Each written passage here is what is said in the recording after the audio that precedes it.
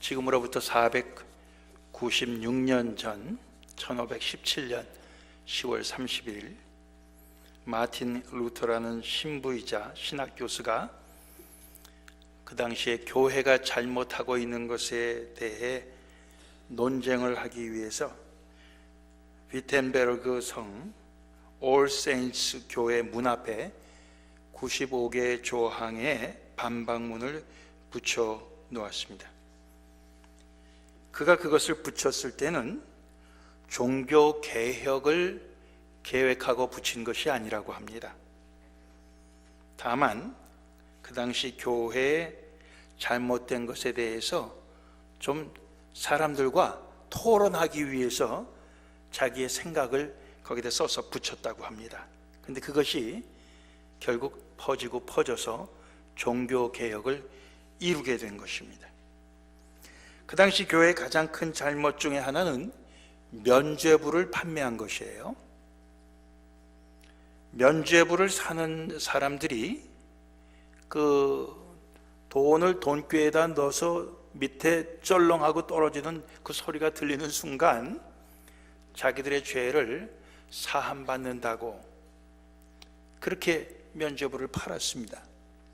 뿐만 아니라 먼저 돌아가신 부모님을 위해서도 면죄부를 사면은 그 부모님들이 천국에 올라간다고 그렇게 가르쳐서 면죄부를 사게 했습니다. 교회가 그 당시 그 베드로 성당을 짓는데 막대한 돈이 드니까 그 자금 확보를 위해서 그러한 일을 한 것입니다. 그리고 사람들의 그 마음을 이용한 거예요. 야, 그렇게 쉽게 죄를 용서 안 받고 우리 돌아가신 부모님도 천국에 갈 수 있다면은 내가 그 면죄부 그거 못 살 이유가 뭐 있냐? 사람들이 면죄부를 사기 시작하는 겁니다. 예.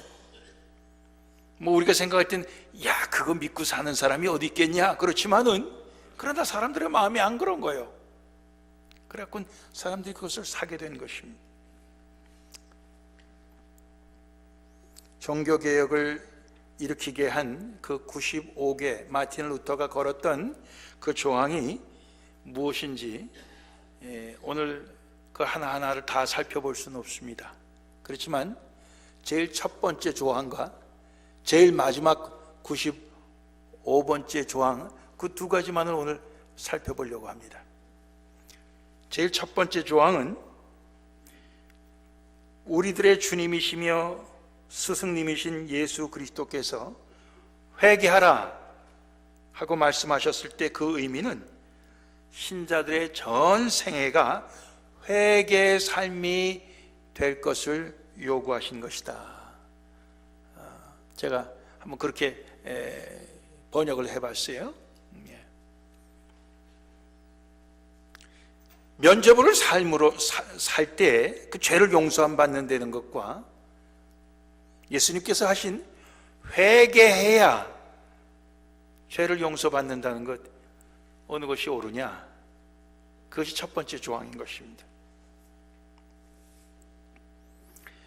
마태복음 4장 12절 이하의 말씀을 보면 오늘 우리가 읽은 본문입니다. 예수님께서 세례 요한이 잡히고 난 다음부터는 적극적으로 활동을 시작하시죠. 그럴 때 그 활동의 주요 무대가 갈릴리 호수 주변이었습니다. 그걸 가버나움 지역이라 그렇게 얘기합니다. 근데 본래 이 가버나움 지역은 예루살렘 이 중심지에 있던 사람들이 천대하던 그런 지역이었습니다. 그래서 그 지역을 흑암 또는 이 사망 또는 그늘진 땅 이렇게 표현을 했어요. 그런데 그런 땅에 살던 사람들이 큰 빛을 보게 된다. 이사야 선지자가 그런 예언을 했습니다. 그 큰 빛이 누굽니까? 바로 이제 그 가버나움 지역에서 그들과 사시면서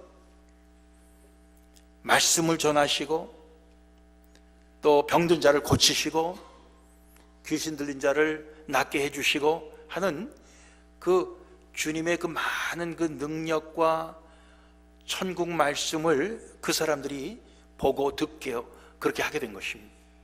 그 예수를 통해서 그들은 큰 빛을 보게 된 것입니다. 그들은 예수님이 오셨을 때 가장 가까이서 가장 실감나게 그 예수를, 큰 빛으로 오신 예수님을 경험하고 또 그들이 그 모든 은혜를 누리게 된 것입니다. 하지만 주님이 전하신 말씀을 그대로 따르지 않았습니다. 오늘 우리가 마태복음 4장 17절 보면은 예수님께서 뭐라고 비로소 전파했냐 하면은 회개하라, 천국이 가까웠느니라, 이렇게 전파하셨어요. 사실 회개하라 다음 뒤에 나오는 말씀은 심판이 가까웠느니라, 이 말씀이 더 해당이 됩니다. 회개하지 않으면 심판당하니까요. 그렇지만 회개하라, 천국이 가까웠다, 천국의 주인공이신 예수님 오셨기 때문에 그렇습니다. 회개하라, 그래서 너희가 천국을 가져라, 이런 말씀이에요.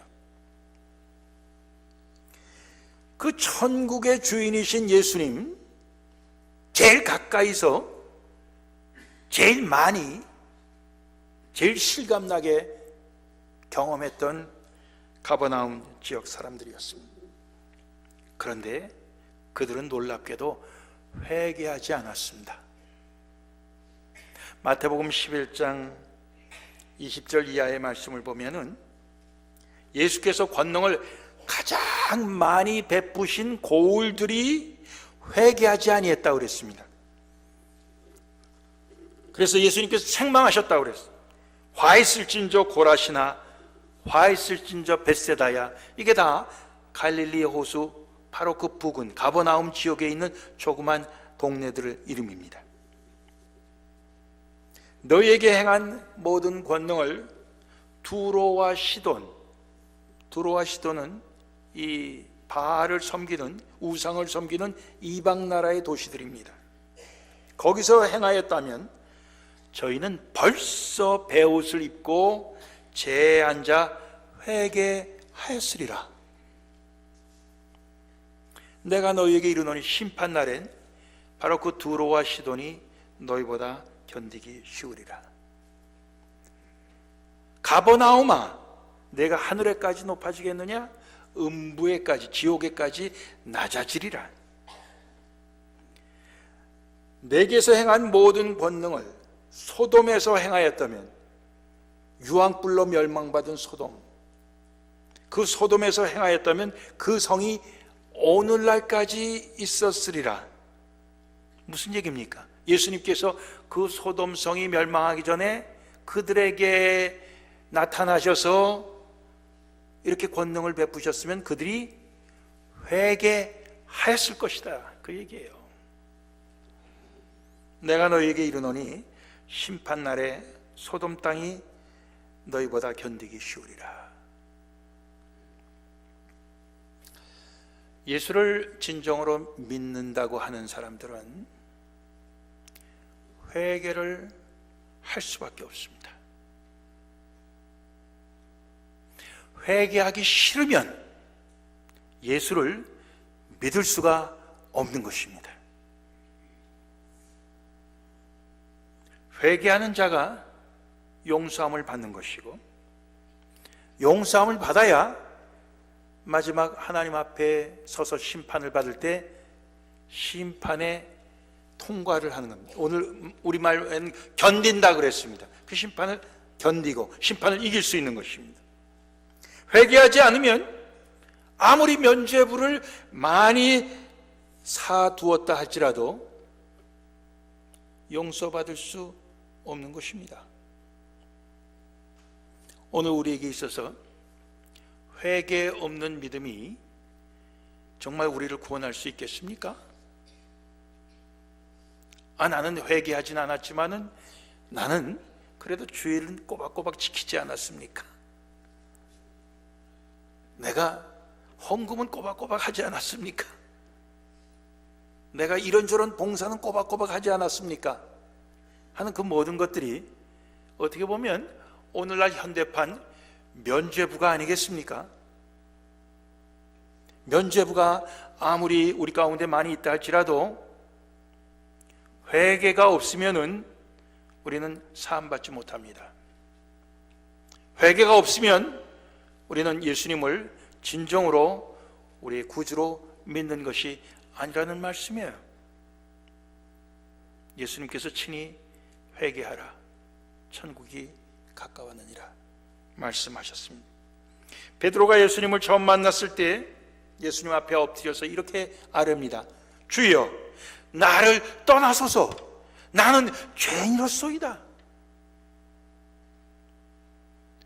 베드로는 자기의 죄인됨을 고백했습니다. 삭개오는 예수님을 만났을 때 주여, 내 소유의 절반을 가난한 자들에게 주겠으며 내가 누구의 것을 토색했으면 4배로 갚겠나이다. 우리는 삭개오의 회개의 제일 모범적인 모습을 우리는 찾을 수가 있는 것입니다. 사도행전은 베드로가 첫 번 설교하는 내용이 나옵니다. 그 설교의 마지막 결론 부분은 그것을 듣는 예루살렘에 모인 그 유대인들에게 바로 하나님께서 우리를 구원하시려고 보내주신 그 그리스도 구세주가 너희가 못 박아 죽게 한 예수님이었다 외쳤을 때 그들은 그때 마음에 찔림을 받았습니다. 우리가 알지 못하고 그리했는데 그러면 우리가 어찌하면 좋겠느냐. 너희가 회개하여 각각 예수 그리스도의 이름으로 세례를 받고 성령을 선물로 받게 되면 된다. 너희가 회개하여. 베드로는 그렇게 그들을 인도했습니다. 그래서 그날 3,000명이 자기들이 예수를 모르고 십자가에 못 박으소서 외쳤던 그 죄를 회개하고 예수 그리스도를 믿어 구원받게 되었습니다. 회개 없이는 우리는 그 믿음이 구원받을 수 있는 믿음이 되지 못한다는 것을 분명히 알 수 있는 것입니다. 면죄부를 삼으로써 우리가 용서함 받고 구원받는 것이 결코 아니고 우리가 회개할 때만이 우리의 그 믿음, 온전한 믿음 되어서 구원받는 줄로 믿습니다. 이 1조고요. 마지막 95조, 마틴 루터가 걸은 그 95조가 뭐냐 하면 크리스찬은 거짓된 평안을 확신함으로 천국에 들어가는 것이 아니라 많은 고난을 통해서 들어간다는 확신을 갖게 해야 한다. 그런 것입니다. 거짓된 평안, 면죄부를 사면은 천국에 들어간다. 거짓된 평안으로 그들에게 확신을 줬어요. 사람들에게 들어가, 천국에 들어갈 수 있어. 이 면죄부 사면은. 거짓된 평안입니다. 우리가 요즘 예레미야서를 구약 오늘의 양식 따라서 읽으면은 구약 시대에도 거짓 선지자들이 있었고 거짓 선지자들이 백성들에게 그 죄를 회개하라고 깨우치지 아니하고 거짓 평안을 그들에게 외친 것을 볼 수 있습니다. 하나님께서 이제 그 심판하실 때가 가까웠는데도 불구하고 평안하다, 안전하다 이런 말을 외친 거짓 선지자들이 있었던 것을 볼 수 있습니다. 면죄부를 사면 된다, 거짓 평안을 심어줬어요. 근데 그 거짓 평안 갖고 천국에 들어가는 것이 아니고 많은 고난을 통해서 들어간다. 오늘 우리가 읽은 사도행전 14장 19절 이하의 본문 말씀을 보면은 이 바울과 바나바가 복음을 갖고 이렇게 전도 여행을 다니다가 루스드라라고 하는 지역에 와서 유대인들의 바울이 돌 맞아 거반 죽게 됩니다. 기절했어요. 죽은 줄로 알았어요. 그래서 동네 밖에다가 내던져버렸습니다. 그리고 갔습니다. 바울이 깨어서 다시 일어나갔고, 무슨 말씀을 하냐면 22절에 보면 이 믿음에 거하라.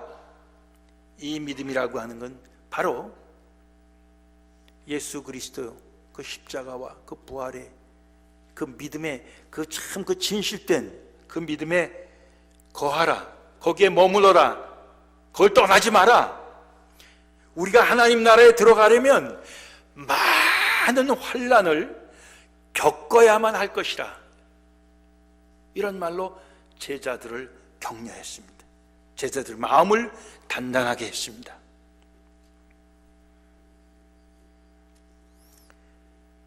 우리가 구원 얻는 그 구원의 길에 고난을 겪지 아니하고 고난이 다가와도 그것을 피해서 구원 얻는다고 하면은 얼마나 좋겠습니까? 그러나 그런 길은 거짓된 길입니다. 거짓된 길이에요.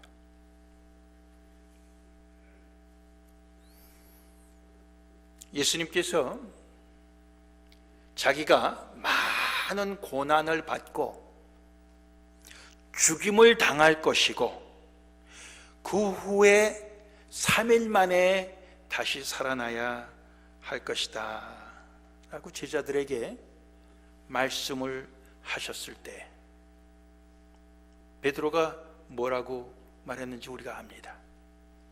주여, 그리 마옵소서. Never Lord. 이 일이 결코 주에게 미치지 아니하리다. 이러한 일이 결코 일어날 수 없습니다. 이렇게 얘기했습니다. 나 많은 고난을 받고 죽임까지 당해야 될 것이다 했는데 결코 이런 일이 일어나서는 안 됩니다. 결코 이런 일이 일어나지 않습니다. 일어나게 해서도 안 되고요. 베드로가 그렇게 주님을 말렸습니다. 주님, 그 베드로에게 내가 정말로 나를 사랑하는구나 감동하셨습니까? 아닙니다. 사탄아, 내 뒤로 물러가라. 아주 그냥 잔인할 정도로 베드로를 책망하셨습니다. 내가 하나님의 일을 생각지 아니하고 사람의 일을 생각하는구나. 누구든지 제 목숨을 구원코자 하면 잃을 것이요 누구든지 나를 위하여 제 목숨을 잃으면 찾으리라.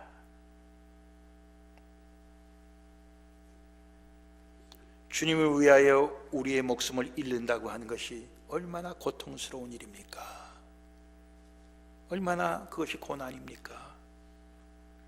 그러나 그런 사람은 오히려 그 목숨을 찾게 될 것이다. 인자가 아버지의 영광으로 그 천사들과 함께 올 때 각 사람의 행한 대로 갚으리라 그러셨습니다. 주님을 위해서 고난받고 주님 위해서 목숨을 내놓은 사람들 주님께서 다 갚으시겠다고 말씀하십니다. 면죄부로 죄를 사함받고 면죄부로 하나님 나라에 들어갈 수 있다는 그 말은 거짓입니다. 그 길은 거짓된 길입니다. 우리는 예수 위에 고난받고 죽기까지 따르는 자가 되어야 합니다. 우리가 예수 따르는 그 길에서 벗어나서 더 쉬운 길로, 거짓된 길로 가고 싶을 때마다 우리는 회개해야 됩니다. 회개해서 생명과 진리의 오직 유일한 길이신 예수님께로 우리는 돌아와야 됩니다.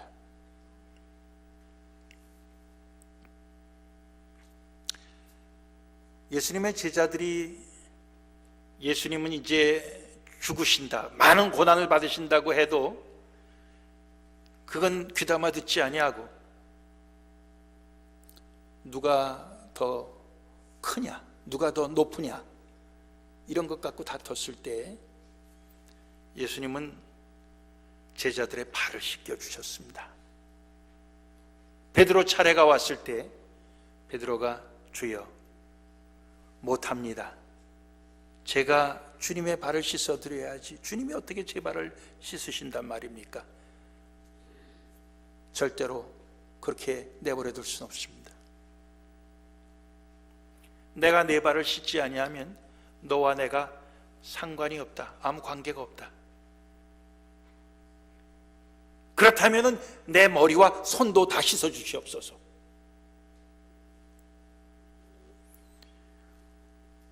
온몸이 깨끗한 자는 발만 씻으면 된다, 이렇게 말씀하셨습니다. 전 이 말씀 속에서 우리가 처음 예수를 만났을 때 베드로처럼 내가 죄인입니다, 나를 떠나소서, 그러한 주님을 첫 번째 만났을 때 회개뿐만이 아니라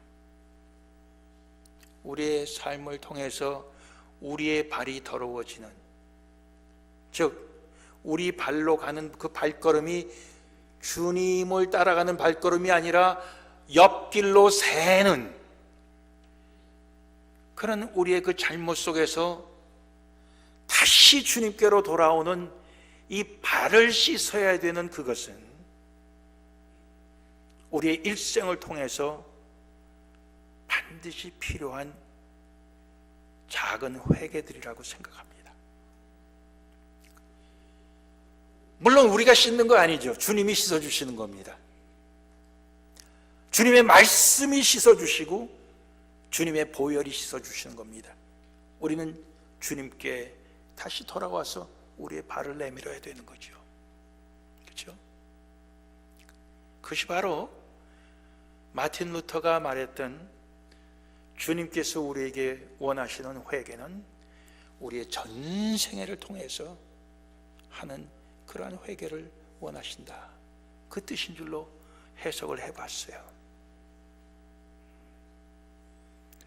우리는 신앙생활 하면서 나 정도만 되면은 꽤 훌륭한 크리스찬이라고 그렇게 우리가 스스로 자위하면서 그렇게 살아갑니다. 그러나 우리 가운데 주님을 따르는 그 헌신, 주님을 따르는 순종, 주님께 충성하는 그것이 사실 해이해지고 다른 방향으로 이렇게 자꾸만 틀어질 때 이 회개는 바로 다시금 주님께로 그 방향을 트는 것 아니겠습니까? 다시 돌아가는 것 아니겠어요? 바로 이 회개와 또 일평생 고난을 통해서도 주님을 따르는 이 순종이 우리 믿는 사람들이 진정한 믿음의 삶이라고 믿습니다. 종교개혁이 뭐 어떤 정치적으로나 뭐 이렇게 더 거창하게 우리가 해석할 수도 있지만은 오늘 우리의 삶 속에서 우리가 실천할 수 있는 것으로 우리가 해석을 해볼 때 우리의 종교개혁은 무엇이어야 될까? 우리는 끊임없이 고난을 무릅쓰고 주님께 충성하는 것과 그 충성에서 벗어나고자 할 때마다 우리는 회개하여 다시 주님께 충성하는 그 자리로 돌아오는 것이 아니겠느냐. 그것이 우리가 할 종교개혁이다, 저는 믿습니다. 오늘 우리 불렀던 장로교회 모든 성도들이 우리 일생을 통해서 주님을 향하여 회개하고 그리고 주님께 계속해서 모든 고난과 고통과 희생을 감수하면서 우리 생명까지 다 내놓으면서 주님을 따라가게 될 때에 진정 우리는 용서함 받은 하나님의 백성이요, 하나님 나라에 들어갈 천국 백성이 될 것을 믿습니다. 그러한 우리의 그 신앙의 개혁이 우리 생명 다한 날까지 계속할 수 있기를 원합니다. 기도하시겠습니다.